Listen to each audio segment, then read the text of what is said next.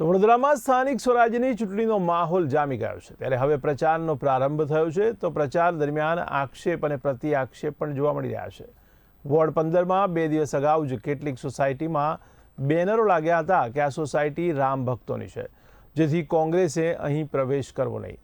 આ મુદ્દે મધુ શ્રીવાસ્તવે જણાવ્યું હતું કે અમે વર્ષોથી રામ ભક્ત છીએ અને સનાતની છીએ। વહેલા બેનરો ઉતારી લેવા નિવેદન કર્યું હતું અને ભાજપના ધારાસભ્યને પડકારતા કહ્યું કે આ મધુ શ્રીવાસ્તવ આજે પણ તમને હરાવવાની તાકાત રાખે છે। મધુ શ્રીવાસ્તવે જણાવ્યું કે મારી દીકરીઓ દર વર્ષે આ વિસ્તારની સેવા કરે છે। મેં કોંગ્રેસને બિનશરતી ટેકો આપ્યો છે। આ વખતે આ લોકોને જાકારો આપવાનો સમય આવી ગયો છે। અહીંના જે કહે છે કે હું નેતા છું, અરે પણ નેતા હાનો ભાઈ, તારો ગઢ સાનો, ગઢ કેવો તારો ભાઈ? ગઢની વાત કરે છે, તને હરાયો બી મેં છે, તને જીતાયો બી મેં છે। ભાઈ કાન ખોલીને સાંભળી લેજે।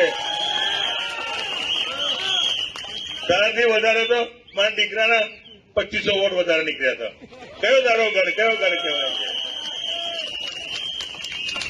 અને પેલા ભાઈ બોર્ડ લગાવીને બેઠા છે કે કોંગ્રેસ નહીં આવે। હવે ચૂંટણી પતી જાય, તારી હાલત શું થશે? અમારી ચેલેન્જ છે, જોમો કાલે બેનર ઉતારી દેજે, નહીં તો તારી હાલત ખરાબ થશે। તને કોઈ બી બચાવવા ના આવે। નેતા બેતા છે ને, ખાલી નેતા જ છે। ભ્રષ્ટાચાર કરવાનું, સ્કૂલો બનાવીને લોકોને ટીચિંગ કરવાનું, પેટ્રોલ પંપ બનાવવાના।